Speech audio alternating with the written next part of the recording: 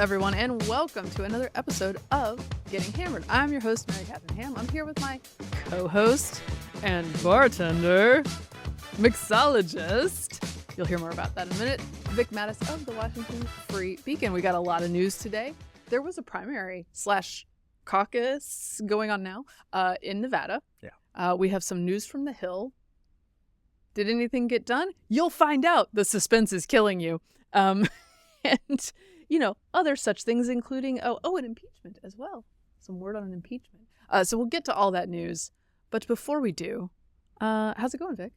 Hello, Mary Catherine. Doing just fine, and really happy that we're into February now, not just because it's my birthday, but because we are no longer dealing with Drynuary, which, of course, I would never do. But some of my other friends do, and I'm so glad it's over for them because they become generally insufferable because they're sober. I'm kidding. Good for you. Well, you gotta. It's like CrossFit. You gotta tell everybody you're doing it. No, Or what's the cycle? Soul cycle, life cycle, whatever. Any it is. of these you gotta get in it. Yeah. Why aren't you in it? Yeah. You were a Drynuary, weren't you? I was dry Januarying, and did you do the full 31 days? Refresh my memory. I did indeed, and you know what? It was challenging, Vic, because during the last weekend of the month, I was in a beautiful locale.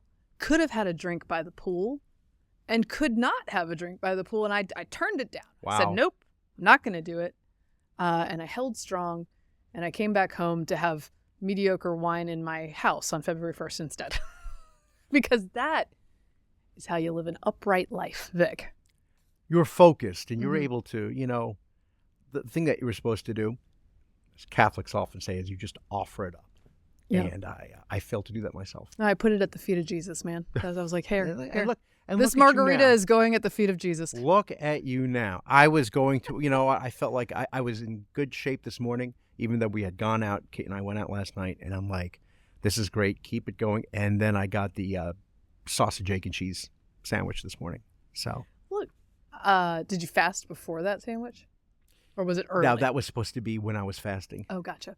And it's not getting any better today, folks. Why do you say that? Well, Mary Catherine, for those of you who are not watching on YouTube, to celebrate the end of Drynuary. But you should. Getting Hammered podcast. Thank you. To celebrate the end of Drynuary, with all of our Getting Hammerhead listeners, we wanted to do a drink segment, which we haven't done in a while. And it's just a small part. It could be so many things to talk about today. And this is courtesy from our friends at Savona Communications, and this is one of their clients. And this is Cane Rock Spiced Jamaican Rum. And it's February. It's cold. Don't you want to be somewhere where it's warm? Although many of our listeners are in places like that in Puerto Rico. Puerto Rico. Thank you. Hello there. Our major fan base in Puerto Rico. Major fan base in Puerto Rico. And thank you. I'm sure you're enjoying this every day of your life. But for the rest of us up here, here's a little escape. If we can't go to the Caribbean, maybe the Caribbean can come to us. And so what we have is a special recipe. It is the afternoon. We are professionals, so we're not going to just go full on. There was a cocktail they recommended that involved not just rum, but white wine. That sounds dangerous. It sounds like it could go badly for us. Yeah, wine and liquor sounds insane. We'd be canceled. This one is simply called Cane Rock Jamaican Coffee. I'll tell you more about Cane Rock at the end of the show, but let me make the drink right now, Mary Catherine. Yeah. Are you a big liquor coffee person? Were you big ever on Irish coffee, anything like that? So I was a late adopter of coffee, period. So but I do like an Irish coffee when it's cold outside, as it is now in the DC area. Also, I love that. That is coffee. That is not me using the bathroom, by the way. Here you go. That's a different kind of bottle. That is a different kind. That's after the third drink. I love that this is very much a pirate bottle. This rum comes in. Rum is constantly like a pirate theme, although Kate actually once got me a very nice spiced rum that was called plantation rum, and I think that's questionable. It's questionable. Yeah. So the folks over at Savona actually gave me a whole spiced rum kit. It wasn't just the rum itself, which is gorgeous, but they also gave me the Blue Mountain Jamaican coffee. Ooh. And look at this, Mary Catherine, a little bag from Jamaica. You know what's in here, don't you? Coffee beans. Whatever it is, it smells strong. Okay. Now the second part. I just poured Mary Catherine. Again, if you're not We watching. have not had a sip yet. And No, we it's haven't. already gone downhill. I can smell this from here. I haven't poured the rum yet, but I'm about to. Okay. And The coffee smells great. Yes, and this is if you're listening to the show, I am now putting the rum into Mary Catherine's coffee. And we have these very cool tin mugs with Cane Rock, Jamaica on them. And I want to talk about barware too, which is a really important aspect of making any drink, but we'll save that. What they ask for is 1.5 ounces, which is a standard jigger. And so I'm pouring mine now. There we go. Excuse me. And then you're supposed to stir it, and you really need a proper. I brought this from home, the bar spoon, and this isn't just this is not only a double jigger. This is like a quadruple, because if you ever get a shot glass, it's typically 1.5 ounces one side, 0.75 on the other. But who are we kidding? You know you're going to have more than that, so you might as well round it up to 2. In this case, 4. Okay. Oh my gosh. And now why do you need this fancy spoon, Vic? Because we're civilized. Okay. I don't know if anyone can hear me. I'm outside the mic. He says it's because we're civilized. Yes. I'm sure you can hear that as well. Okay. And now here comes the key part. Okay. Catherine, well, the key part was the rum, actually. Jennifer, our producer, has actually made us whipped cream. It's heavy cream. She has whipped it using her blender. This ain't no Cool Whip that you found at the church picnic. This is legit whipped cream. Give me some of that. Okay, very nice. Now we need a bigger spoon. Our civilized spoon is too small for the whipped cream. Okay. And then I'm very much here for that. I'm not supposed to put my back to the camera. That's a TV 101. Jennifer, what kind of whipped cream do we have here? What's the brand? I'm not allowed to taste yet. I'm going to hold up. Harris Teeter, only the best. Okay. Harris Teeter is upper echelon of grocery stores, I would say. I'm strictly an Aldi girl. Yeah. Oh, look at this. Looks beautiful. This is the kind of heavy whipped cream that was used to get Herbie the Love Bug drunk in the movie Herbie the Love Bug. It's so Remember, old. they put it in the engine. Thorndike, I think Thorndike, because he got Buddy Hackett drunk. Okay, the last thing is a sprinkle, and you can use allspice, nutmeg, or cinnamon. Jennifer brought us some lovely cinnamon. I'm going to sprinkle some for Mary Catherine. Love it. I am now garnished. Sorry, there was like nothing, and then there was everything. Sorry. Oh my gosh. Okay. Okay. Now we're prepared Mary Catherine, to face the news. Cheers.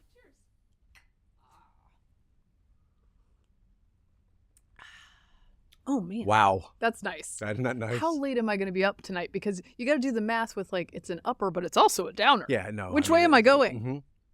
Mm-hmm. The alternative, if you don't have access to like Jamaican rum and coffee, you can also do something called Red Bull vodka.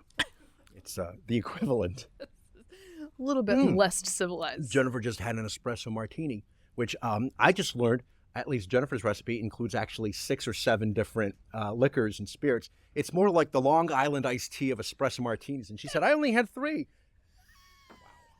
Wow. That's how we roll here on Getting Hammered. We'll see how the cuts are. Every on this member of the production. team, we know how to do it up. Very okay. Nice. Thank you for making this. And You're thank very you to Cane welcome. Rock. This is delicious. Yeah, delicious. By the way, I went to the appointment with my toddler this morning. How did it go? Oh, she was just reciting Longfellow in there. That's wonderful. Using all the words. The lady's like, oh, she said fish. I was like, I've literally never heard her say fish. It's not. There's they usually have it. What's the test is 26 words or something like that or something. Yeah, and, there's and she is on the lower end. Mm-hmm. Again, I am not particularly worried about her. She was fine in all respects of the evaluation, except for just a fewer words than a little bit over a 2-year-old would normally have. Are you like the proud mom when you're sitting there watching her talk? You know what I am proud of? She's so charming. Everyone in there is That's like, nice. She's very social. Uh-huh. She's engaging with everybody. And do you tell her she's not always like that, or is she always like that? She's a large personality. Few words, large personality. much like her father. So I enjoyed watching her just sort of like command the room. Yes. I like that. It's very nice. Yes. No, And she was infectious. excited because she has all these siblings to have like 3 or 4 people paying attention to her at one time.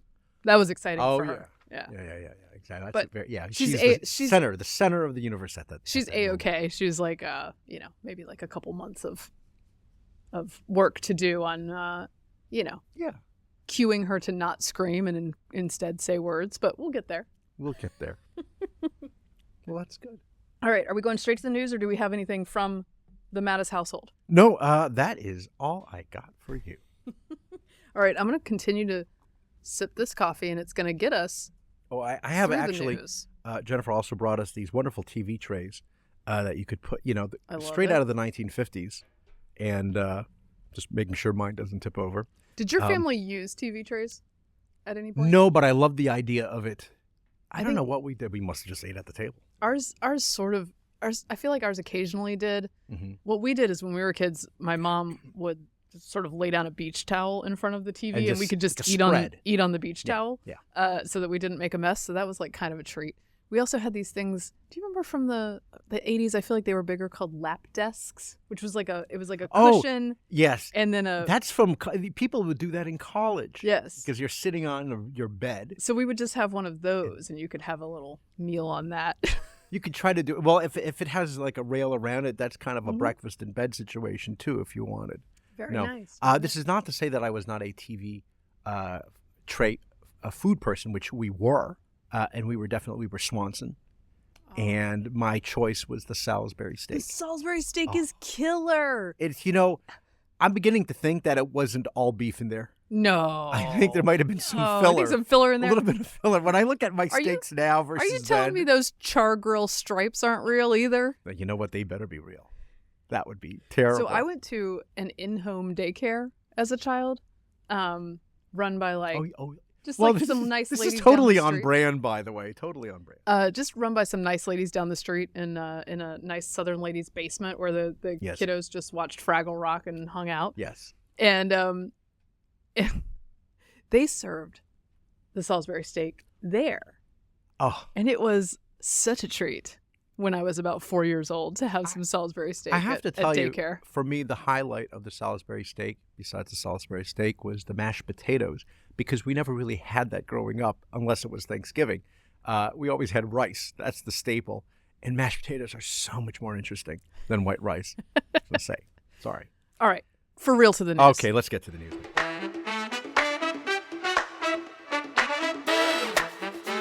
Let's get to the Salisbury steak of it all. Yeah. Okay. Let's do what do you want to do impeachment of Mayorkas first. Oh, okay. Yes. Okay. Yes. So there was an attempted impeachment of he's DHS, Mayorkas, for not doing his job, which he very clearly isn't doing. It's not. Now, he's not doing his job upon the wishes of the Biden administration, right? They don't want the border enforced. They don't want him to enforce the laws that are under his purview. That's sort of the policy over at the Biden administration. Republicans say, okay, we're going to impeach you because you're very clearly not doing your job, and you're announcing that you're not doing your job.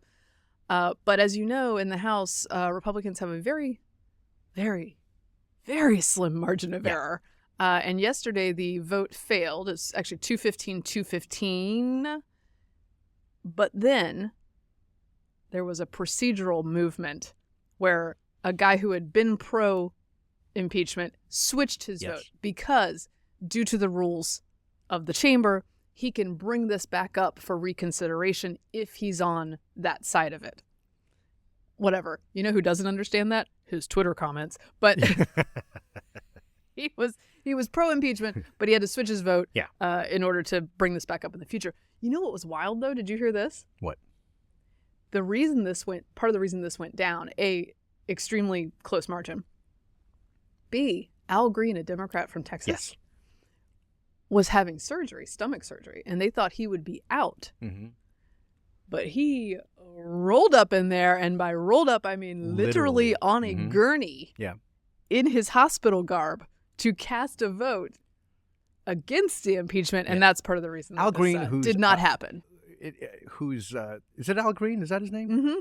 It's like the singer, I but second- unrelated to the Reverend. I Not looked the- it up okay, like 3 he's not- times because I was like, that can't be right. Is his name Al Green? Yes. Okay. The Congressman Al Green, whose beard begins at his lower eyelid. Mm-hmm. I don't know if you know that. That's I mean, the Al that's Green. just extremely manly to be Yeah, able to grow I hair there. don't- Yeah, that's something else. But he always manages to also I'm just be, an unfrozen no matter caveman. no matter who the president is, he always manages to be on the aisle. Oh, Get the really? handshake. He is always in the aisle. There are some people who are like really good about that. In any event, yes, he had a stomach issue, and then they wheeled him in. Talk about obstruction of justice. It's the Cane Rock talking right now. I like that one. Go. I like that one. Yes. So your thoughts? You know, can I tell you this is my dereliction of duty as a podcast host and person who's supposed to be interested in politics, but I feel like one of the things that makes me decent at political analysis is that I'm closer to normal person than a lot of people in DC. Sure. Yes. And what I want to say is that I can't keep track of what the hell is going on up there, right?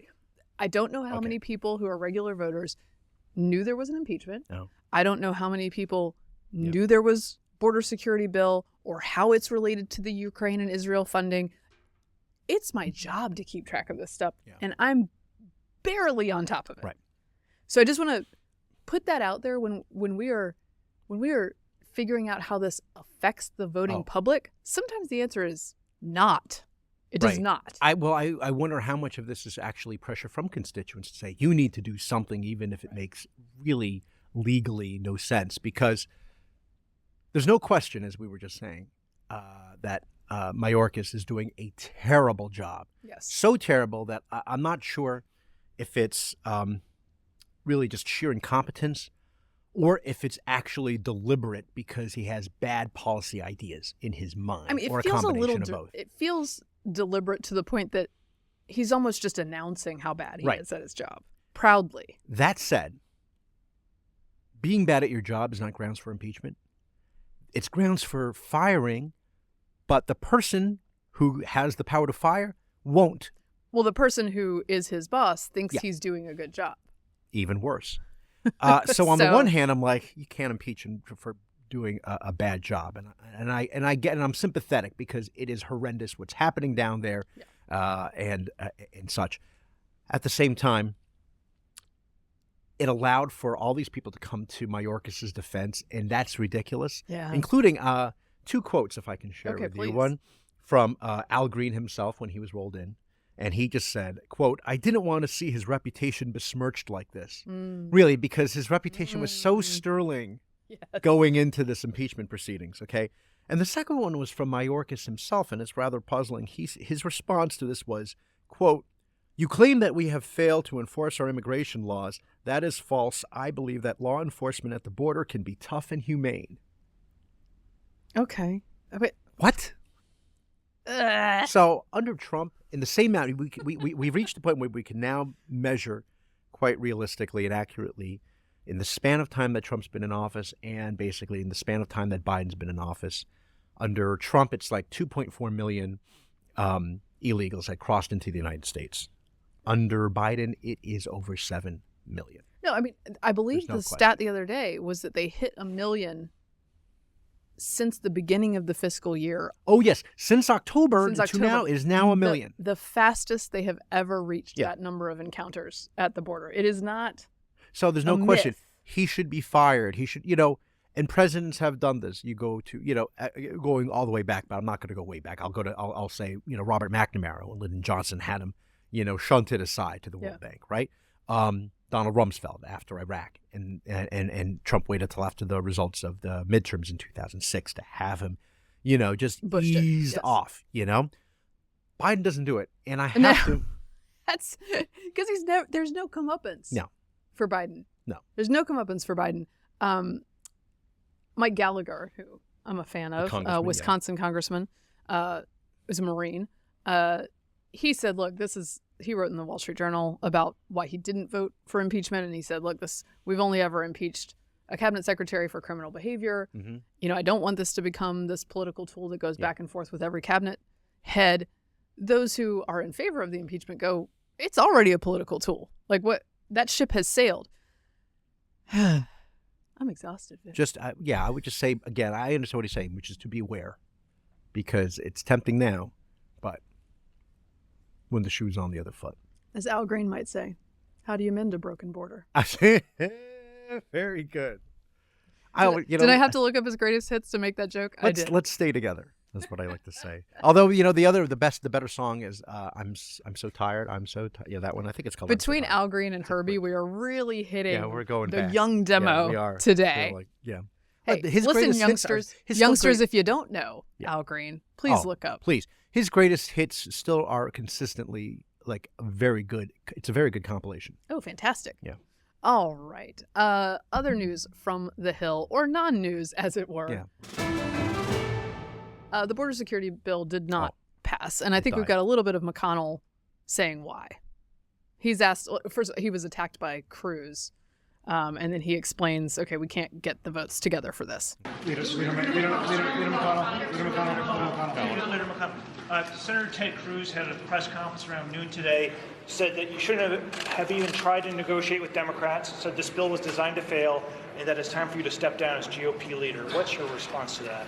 I think we can all agree that Senator Cruz is not a fan.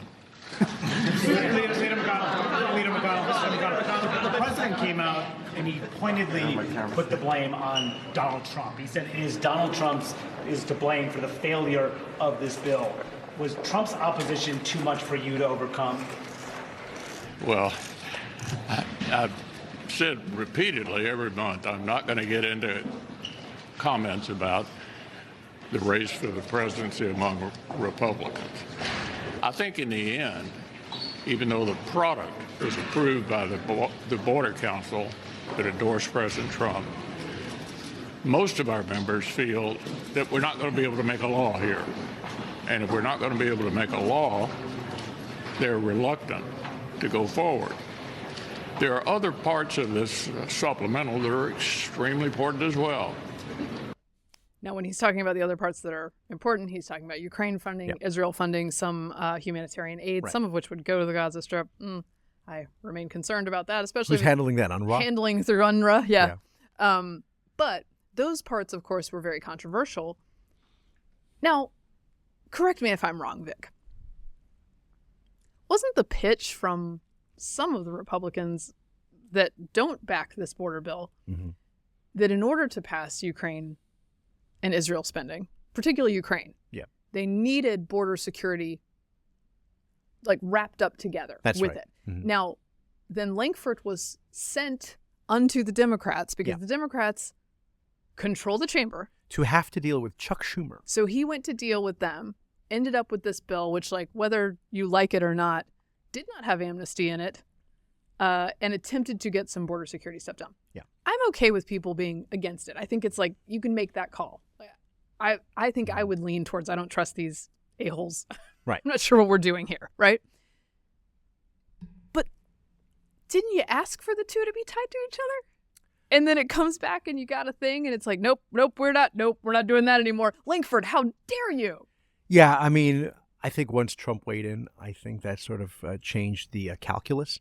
But you're right. I mean, Lankford is just doing what you were supposed to do back in the olden days, which is... You should never do that stuff. It's really thankless. You're on one side, and not to mention they're in the minority side, right? Yeah. So, I mean, it's not like they're even in a majority. They don't even have a narrow majority. They're in the minority. They're trying to get something done. It's very apparent that the border is a disaster. So the Democrats are now coming over to the table and willing to make compromises, right? Like we mentioned on the last show. There's nothing about the Dreamers or anything else. So do you think their calculation was, we know these dum-dums aren't going to go for this, well, so let's give them... them... That's not... You know what? You're playing 4D chess here. I mean, but are any of these people smart enough to play 4D chess? I'm not sure. But you're right, because Mike Johnson said this thing is going to be DOA. Right. So the Democrats get to say, look, we tried this thing. We were totally willing to be tougher on the border, and they said no.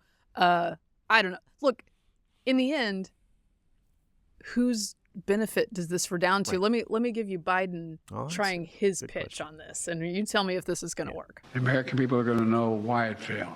I'll be taking this issue to the country, and the voters are going to know that Trump and the MAGA Republicans said no. because they're afraid of Donald Trump. Every day between now and November, the American people are going to know that the only reason the border is not secure is Donald Trump and his MAGA Republican friends. Okay. So first of all, here's what's interesting. He says he's going to take this to the American people. That would involve him campaigning. No, it's like, where's he going to be? At the Piccadilly cafeteria at 3 p.m. for the early bird special? I'm going to take it to the I'm going to take it to the American people who happen to live in Wilmington. And then they're going to hear me when I'm getting ice cream. I'm going to take it to the American people chocolate chip, who work in the White House. It's MAGA Republicans, mega MAGA Republicans and Trump. That when you think border crisis, I want you to think Trump. Border crisis, Trump, not me.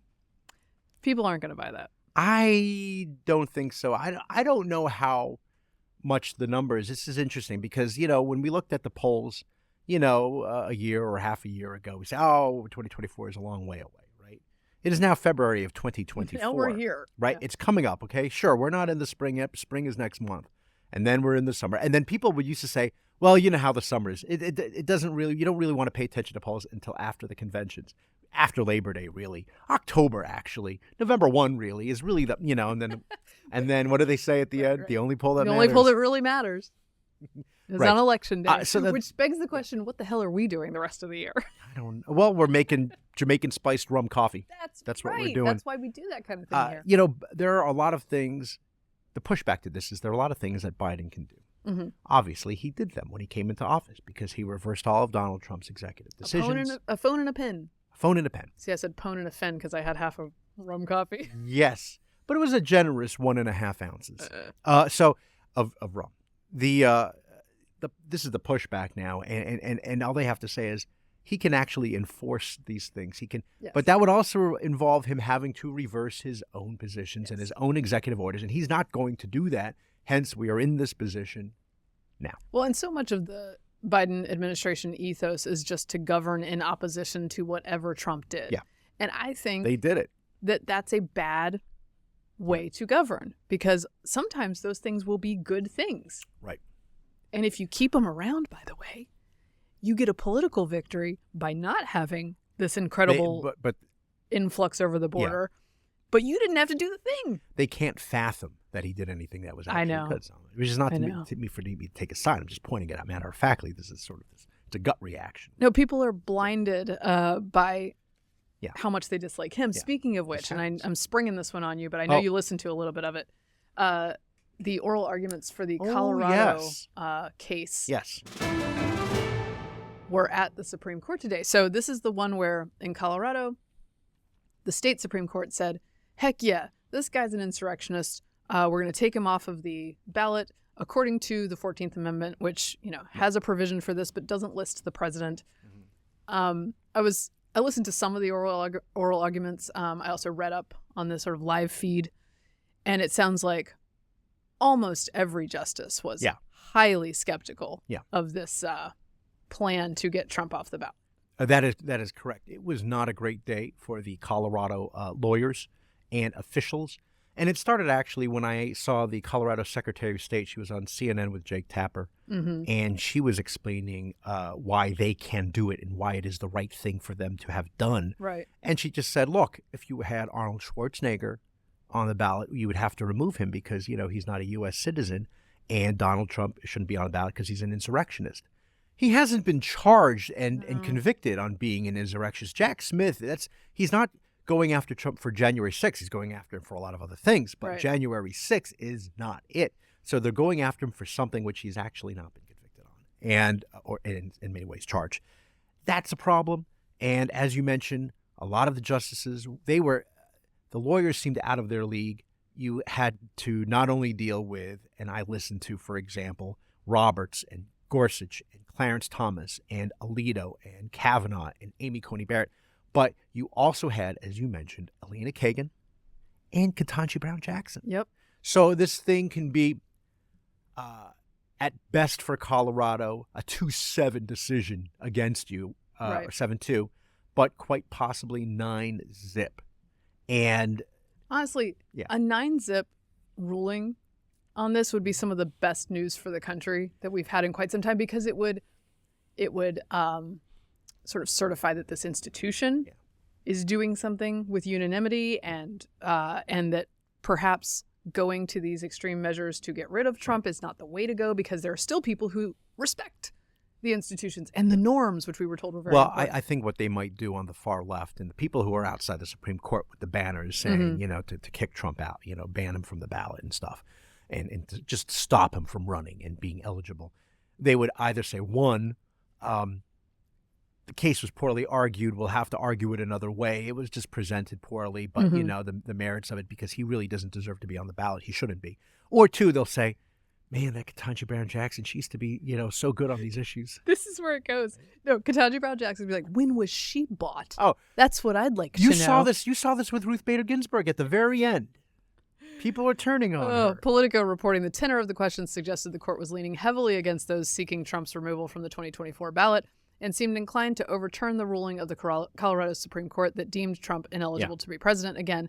The justices appeared hostile to the notion that the states could be the arbiters of the 14th Amendment's insurrection clause, a post-Civil War amendment intended to bar former Confederate leaders from holding office. One of the questions that Ketanji Brown Jackson asked, I believe, was, well, so if it was meant to get rid of the president, why isn't the president listed among the offices that would be insurrection? If you read them, they talk about officer, but they do not mention the most obvious thing, right? Which so is president of the United interesting States. that those folks were pushing back, and I think the left activist space is so transactional that they will be like, I can't believe these bought and paid for Elena Kagan, Ketanji Brown Jackson.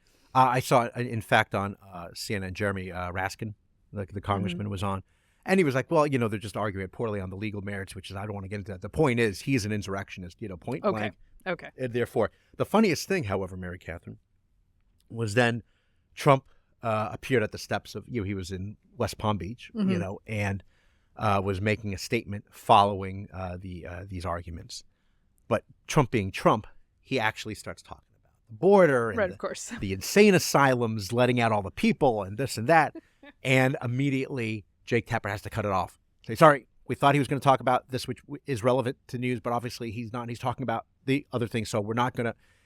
And then they had to go back later. Wait, he did mention the court. We're going to go back. Then when they go back, then he continues rambling on about something. We got to cut it off again, because they're so obsessed with not showing us Trump. Right. It's embarrassing because they don't trust us to say like, oh, this is crazy or this is not crazy. They can't give him the free airtime the way they do for Joe Biden. Right. Yeah, you just got to be comfortable with him rambling a bit, because he's, by all rights, going to be the nominee and then going to be possibly the president. And you just kind of have to come to grips with some of that. But I do agree with you that a 9-0 or decidedly more than a 6-3 decision would be refreshing, because right now, I mean, not just so we can say definitively, for those of you who thought it's a bad idea, and if you think that these justices who you so admired, don't agree with, then you need to sort of rethink how you're coming about this argument. But also, you have 16 states that are still in the midst of challenging whether or not Trump should be on the ballot. And 2 of them already have him gone right now, Colorado and Maine to a certain extent. So, I want to add this too. Chief Justice Roberts may have tipped both his and perhaps the whole court's hand. This is Kyle Cheney at Politico reporting on the oral arguments. Amid a series of sharp questions by the conservative justices for those seeking Trump's disqualification, Roberts made plain that he does not buy the conclusion that the 14th Amendment was meant to permit states to determine whether a candidate was an ineligible insurrectionist. The whole point of the 14th Amendment was to restrict state power, right? He asked. It's a position that is at war with the whole thrust of the 14th Amendment, Roberts said, noting that the position would have empowered the former Confederate states to weigh in on whether a candidate is disqualified from holding federal office. I just want to say that I enjoy listening to SCOTUS oral arguments, because you hear people addressing things and arguing about things like adults. Yeah. Rationally, soberly, bringing up interesting points. You learn things. I know that this is basically, it's not perfect. Sometimes you'll get some emo weirdness from a justice here and there, but mostly they're asking grown-up questions and having a grown-up, high-level conversation. And also for people who really, really, really hate some of these justices, you listen to them, they're not the caricature that you have in mind. No, they're really And that not. goes for whether you're talking about Brett Kavanaugh or Elena Kagan. Yes. Or KBJ. I hear. Or what's the other one? ACB. Yes. ACB, KBJ. KBJ. Sotomayor, I'm not so sure about, but certainly Lena Kagan and Ketanji Brown Jackson. You listen. Many to of them, my like, okay. many of my right-leaning lawyer friends are very find Kagan in particular to be very admirable, so smart. Yeah. But it's interesting to listen to these folks She and hired- how she they hired make Brett- these decisions. Yeah, she hired Brett Kavanaugh back in Harvard. That's right. Well, that's a mark against her, I Yeah, think. I guess it is. All right. What else do we have? Oh, yes. Trump Oh, single-handedly rehabbing Bud Light over here. So you remember, Bud Light has been persona non grata for any birra non grata for anybody slightly right of center since they hired and made a special like custom can for Dylan Mulvaney. Trans influencer extraordinaire Dylan Mulvaney. Real misstep by the brand, that one. And so they've had sales plummeted. It has not been a good look. Basically, no one has really backed off the Bud Light thing, I believe, unless you're paid a lot of money. Like so Dana White, for instance, has a partnership with Bud Light because Bud Light is going to the guy who reaches the audiences that Bud Light used to trying reach. to convince people, hey, because they gave him a suitcase full of cash. Yes. No, I don't actually think it's a suitcase, but you know what I mean. It's a cooler. They do it in a It's cooler. a cooler now. But Donald Trump was on Truth saying, hey, Anheuser-Busch is not a woke company. He praised the beverage giant's efforts to support farmers and create jobs, including employment for U.S. veterans. Anheuser-Busch is a great American brand that perhaps deserves a second chance? ?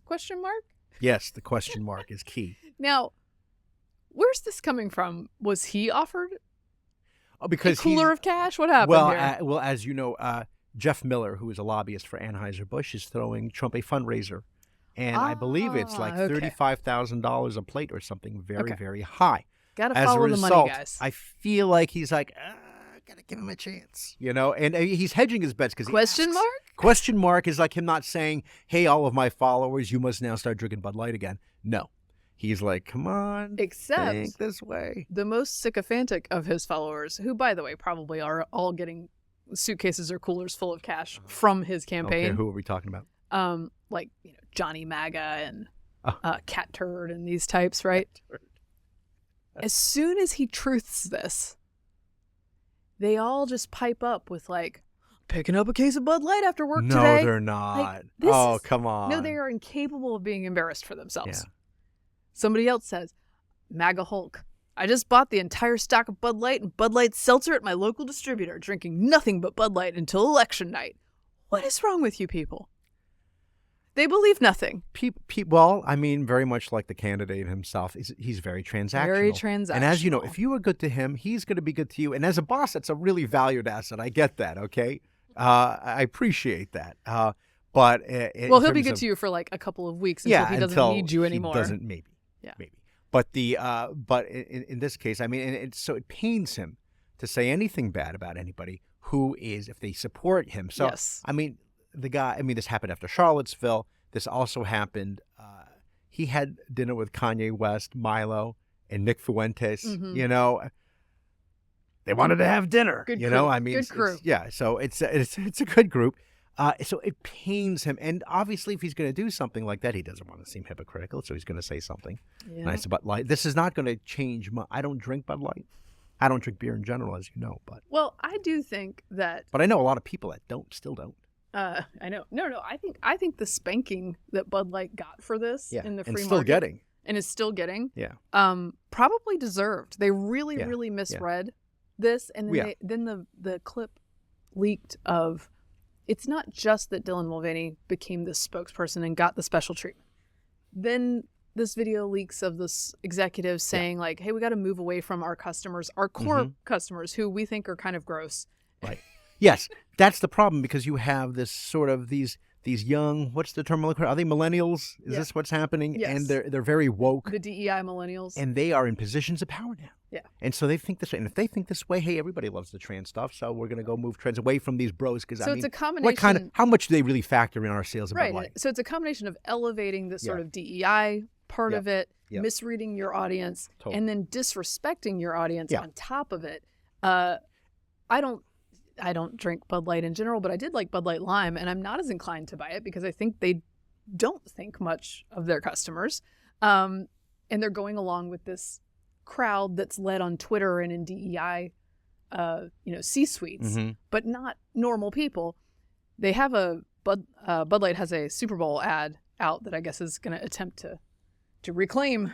They have done so many of these ads to try to make it up to Red America, right? Yeah. And these really true American ads, guys and girls hanging out in the Great Plains, and they're drinking, and the sun's going down. They're on a ranch. Purple Mountain Majesty. The whole thing. Beautiful.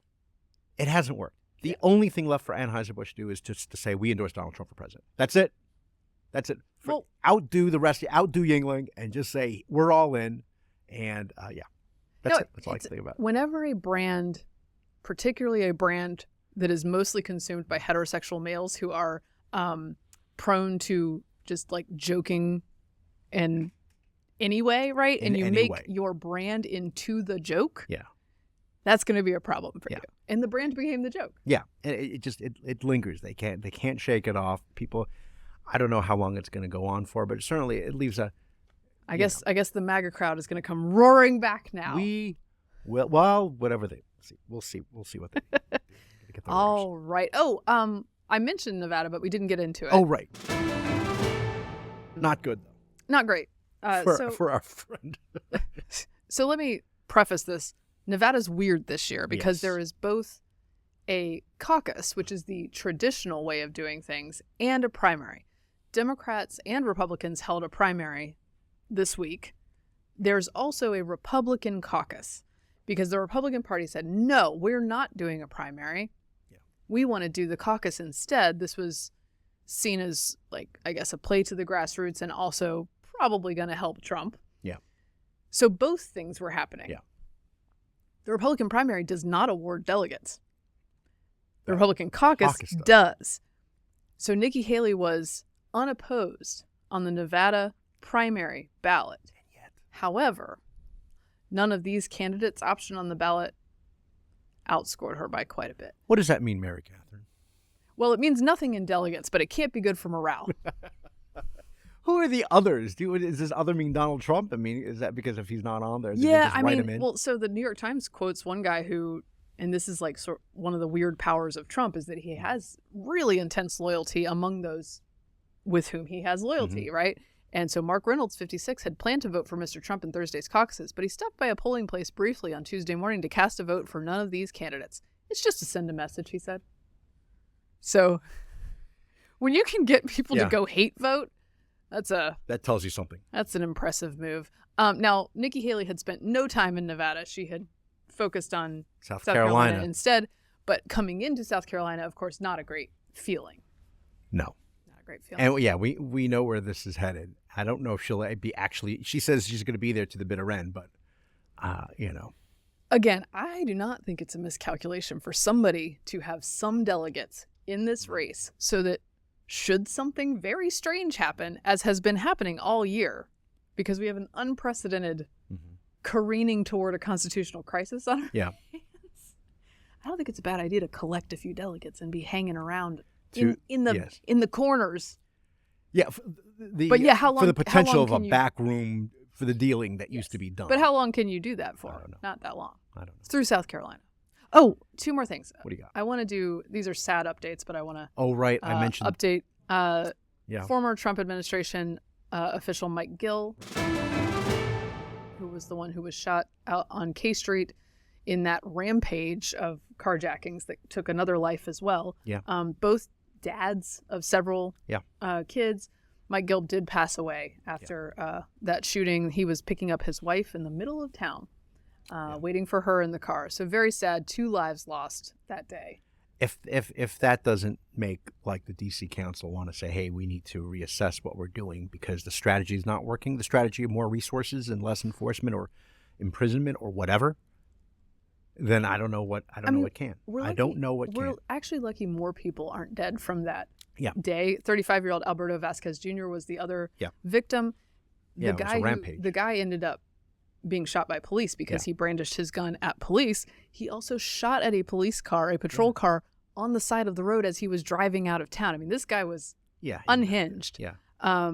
Very sad to hear that. And then another sad update, which is In Israel, there was confirmation that at least 32 of the 136 hostages held in Gaza have been killed or have passed away. Right. 20 others are feared dead. Right. So that is a huge number of those who were left. There was some talk there is a possibility of a peace deal, and they can release eventually in just installments the remaining hostages. Right. The women and the children maybe first. And this is where it gives you pause. It should give you pause, but it doesn't for some people, and say, wait a minute, they're still holding women and children? Isn't that kind of, I don't know, for all the, the furor about what the Israelis are doing in Gaza, you would think that they'd be like, well, maybe if they did that, maybe it would stop. There are young women who have been in Gaza for 4 months. No, and God knows what's happening. At least 2.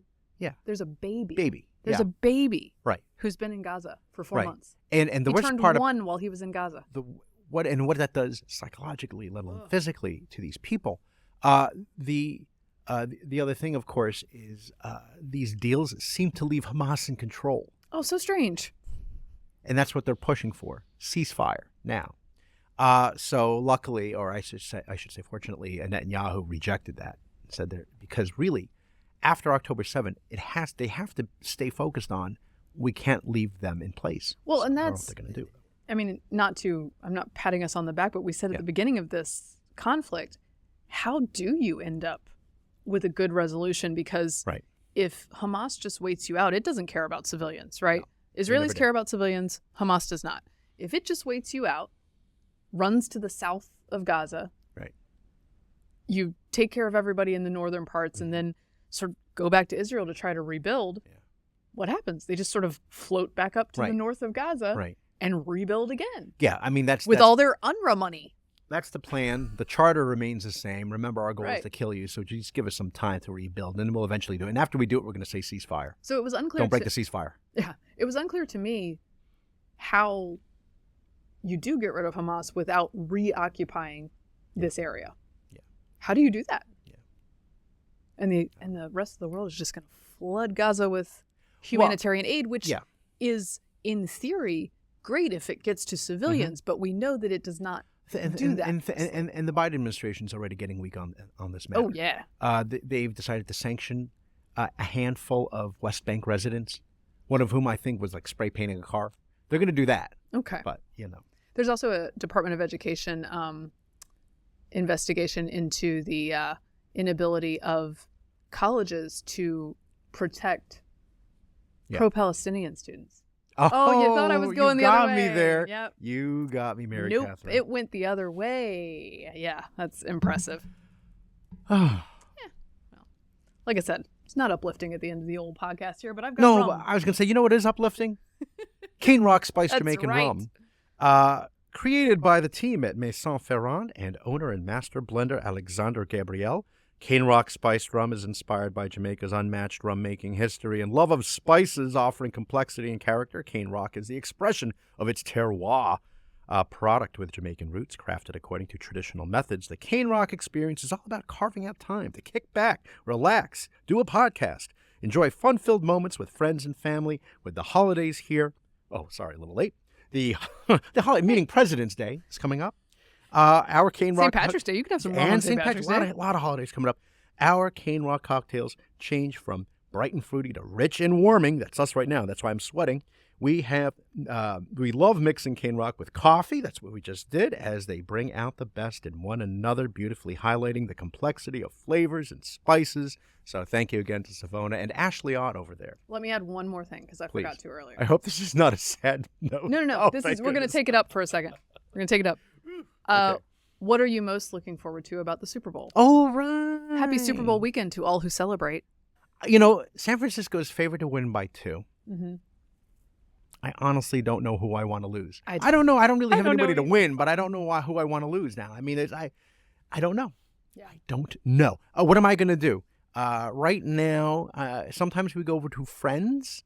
We don't really have plans, which means by Saturday afternoon, I think the in-laws are going to call and say, hey, what are you doing tomorrow? Guys. We're coming over. So I love them. I love them. But the only thing is, just if you're listening to this podcast, as soon as you're done, You got to get to the supermarket now because you will be hard-pressed to find any more cans of kidney beans. Yeah. They clear out. Yeah. Like That's it's true. The like staples the will be Soviet gone. Union. Yeah. No, it's gone. No, I love the Super Bowl. I think it's like this wonderful. What about you? The Super Bowl is a wonderful celebration, and one of the few things that we are sort of culturally is a touchstone for almost everyone still, because the people who don't like football either like Taylor Swift or will like the halftime show, which is Usher this year. So they'll tune in for that. Other people tune in for the commercials. Football is a wonderful sport, so I'm glad for all the newbies who get to come and enjoy it. Yes. And the food is just like processed and amazing and disgusting and a smorgasbord, and we're all very proud of it. Like if you're having like chips and nachos, you got to make sure that the queso is warm. Oh yeah, warm queso. Like Later on, you're going to look at it and you say, "I can't believe I none of just this ate that." 3-layer dip. We're going 7 Oh, layers. I was Obviously. gonna say, yeah. No, we don't want just a couple layers on a cake. You need like a 10 layer. That's right. You need much, That's just right. tons of food. That's right. So I enjoy that we all get together for that. I'm going to go to a friend's house, I think, and we have a stay up late clause for the big girls on Super Bowl Sunday, because I think it is a cultural moment that they should experience to some degree. And they look at me like they're not fully converted on football yet, I got to say. I don't think I've done a good enough job indoctrinating them, despite the fact, and like, how am I going to do better? We've won 2 national championships in the last 3 years. Do you start them off at the college level and then work them way up? Start them off pro at college, team? yes. Yeah. It's So more exciting. We're working on it. I tried to convince them that, like, hey, if you watch football, it's screen time. It does. It counts as TV. You get to watch TV. Get in here and bond with your mother. So we'll be taking the big girls probably to enjoy a little party with some friends, have some pizza, just stuff our faces. I'm looking forward actually to that now that you mention it, the halftime show with Usher, because he was in one of the greatest movies of all time, She's All That, starring Rachel Lee Cook. She's All That? Yeah, I don't he's remember the DJ. that. He's the DJ. Wow. Okay. Wow. Lots of references. One real quick cameo also. What? Hannah Montana the movie. In that movie, you should pull it up and stream it. In that movie, Taylor Swift is in the background as the performer at a honky-tonk like hoedown that Miley Cyrus attends in a small town. And she's so not a star that she's featured a little, but the camera is panning to all sorts of other action and plot on the dance floor. Taylor Swift is in the background playing her guitar. So anyway, strange cameos. Yeah. Don't ask me how I know that. Okay. Watch a lot of Hannah Montana at my house. Instead of football. Boo. All right. I was trying to come up with a joke to say, talk about a cruel summer, but it just didn't work out for me. Okay, that wraps up this episode of Getting Hammered. Remember, you can subscribe to us on iTunes, Google Play, and YouTube. You can follow me on Twitter at Victorina Mattis. I'm at MK Hammer on Twitter, at MK Hammer Time on Instagram. I need to put together another NFL fit this week before the Super Bowl, so look out for that. Follow us at Getting Hammered Podcast on Instagram or YouTube. Thanks for getting hammered responsibly. Thanks to Cane Rock for the delicious rum. This has been Never With Me, a podcast. Hello, everyone, and welcome back, because we have breaking news on Getting Hammered. Look, news always breaks as soon as we're done taping, but we never fails. Are podcasters of at least medium work ethic. And so since we were still in the building when this broke, we decided to reconvene. Mary Catherine, you know what this is like? This is like, when there was like a hijacking in the 1980s and then they had to call Peter Jennings up in the middle of the night. You got to get back to the studio. And then he comes back and then they got to look good just for this moment, even though it's like 2 a.m. or 4 a.m. or 6. And that's what it's like for us. I was in the other side of the office. You were some 30 yards away. I was in the kitchen washing the mugs. The mug. Yours is still here. And then I came back. I saw it on the screen. And then you were like, Vic, you're not going to We got to talk about this. this. And I saw it and I thought, what? How serious? It's on Fox. But it's pretty serious. The special counsel report has come down about Biden's documents. Remember, he had classified documents waiting for this. Misplaced in garages next to the Corvette, in his private office out in like Pennsylvania somewhere, like all over the place. Okay. Let me just read to you an excerpt. This is, I think, is the most telling one, but I think I have heard the rest of the report is also littered with such references. And this is from? This is from the special counsel's office. Good. What is the direct from? Yeah, this is directly from it. In his interview with our office, Mr. Biden's memory was worse. He did not remember when he was vice president, forgetting on the first day of the interview when his term ended. Quote, if it was 2013, when did I stop being vice president? End quote. And forgetting on the second day of the interview when his term began. Quote, in 2009, am I still vice president? Question mark, end of quote. He did not remember even within several years when his son Beau died. And his memory appeared hazy when describing the Afghanistan debate that was once so important to him. Among other things, he mistakenly said he had a real difference of opinion with General Carl Eikenberry when in fact Eikenberry was an ally whom Mr. Biden cited approvingly in his Thanksgiving memo to President Obama. Now, you might wonder, okay, it sounds like some things are off here. Mm-hmm. Certainly the documents were mishandled. Are they going to bring charges? The answer is no. Let them explain why. In a case where the government must prove that Mr. Biden knew he had possession of the classified Afghanistan documents after the vice presidency and chose to keep those documents knowing he was violating the law, we expect that at trial, his attorneys would emphasize these limitations in his recall. In other words, we can't charge this old man because he can't remember things, and therefore we can't prove he did things knowingly. So like they're on the verge of non-compos mentis or something. Ooh. Do you remember just the other day, Mary Catherine, I heard this in the news, it was an Axios report where White House officials, unnamed, of course, were terrified about this upcoming, special, and the details from the special investigation into the classified docs, because we're so fixated on the Trump classified docs. Right. It was like, it's not as big a deal. Sure, it was in the garage next to the Corvette, but, he returned, everything's fine, no big deal. And so when I heard the news from Axios, I thought, is it going to be, are they really going to be, because they were saying there might be pictures that would make everyone uncomfortable. Maybe the documents something. are next to the Corvette or what have you. It's worse, as you just pointed out. It's not good. As Rory Cooper points out, there are 9 months until Election Day. Either party could gain an enormous advantage by simply choosing a different nominee, and probably neither will. Yeah. No. Yoinks. I think that the machinery is so well put into place for Biden-Harris 2024. Right. I don't think, even with this, I actually could be wrong, but I'm going to say that I don't think they're going to switch. What's the word I'm talking about? Switch nominees? Yeah. Oh, yeah. Right, oh, switch places. Yeah. Not even switch places. What's the phrase? Switch horses. Switch. Oh, yeah. Switch horses midstream. Yeah. Switch. Thank you. It's the cane rock spiced Jamaican rum that's confusing me myself. Anyway, but this is serious. If they decide to keep Biden-Harris as the ticket and he's running unopposed, Democrats, fine. He still has 70%. Yeah. It might be less, but 70. The independents, on the other hand, that's going to shift even more. It wasn't even in his favor in the first place. Well, and I think the issue with this is rarely do you get an official entity say the thing we're all thinking. Right. And this is, to my mind, the most clear any. Right, and they're not. I don't think they were probably expecting it to be like this. No. I don't know how much the administration knew how the interview went. Right. I'm really curious, as we were just talking in our newsroom, what is Karine Jean-Pierre going to say at the briefing tomorrow or today while you're listening to this? Are they just going to go personal on the special prosecutor? Probably. Yeah, well, you know what they said right now, actually. They said it riddled with errors. Which parts? Just tell us which parts are riddled. Would love to know. Yeah. I don't know, obviously, because this is happening as we speak. We're so timely now taping the podcast, but of course it's not timely by the time you're listening. Listeners, you know more than we do right now, but I'm going to say this.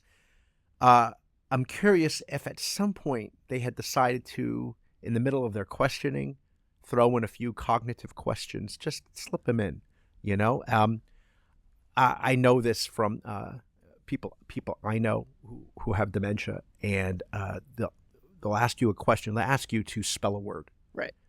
And they can do that. And then they'll ask you to spell the word backwards, and they can't. Oh, man, well, I'd have trouble with that. It's not like, but it's an easier word. Don't ask me that one. It's not like recite the alphabet backwards when you get a DUI. Okay. I also couldn't. Not that I have to do that. I'm just also saying. couldn't do that one sober. But I have to learn to do that one sober. The idea of him sort of stumbling through these interviews is, on one hand, sad because he shouldn't be in that position, but he has firmly placed himself in this position, and the rest of the party and the rest of his family is sort of abetting that. And like I said, this is the moment when an official entity says out loud very clearly the thing that we've all been seeing that many people have felt was too rude to say. And you were telling us no. There was just a White House official was just telling Politico the other day that he's done all this traveling. He's so busy and energetic, and Kamala Harris was telling Katie Couric how energetic everything's Ruth Bader great. Ginsburg doing her morning workout. It's like, okay, hey guys, all right, How active are we talking? So how do you think this is going to impact? I mean, we'll see how this plays out. The Twitter is aflame right now. It's on fire. Your pocket is on fire. With commentary. Look, things happen so quickly these days that we'll move a couple news cycles past this, and maybe people will be like, "Yeah, that confirmed what I thought about Biden." And anyway, I'm just going to vote the way I was going to vote. Yeah. But this does seem like another level of political people who already have some concern or are questioning. This is not going to help them. I feel bad for the president. He shouldn't be in this position. He shouldn't be forced to be in this position, but he has decided, or the people around him have decided, he's in it till he is 86 or however old he's going to be. Yeah. We'll know more by Tuesday. Yeah. Breaking news. That's it. There you go. We put in the work, Vic. I'm going to go read the rest of this report. The news never sleeps for us. This is what we do at Getting Hammered.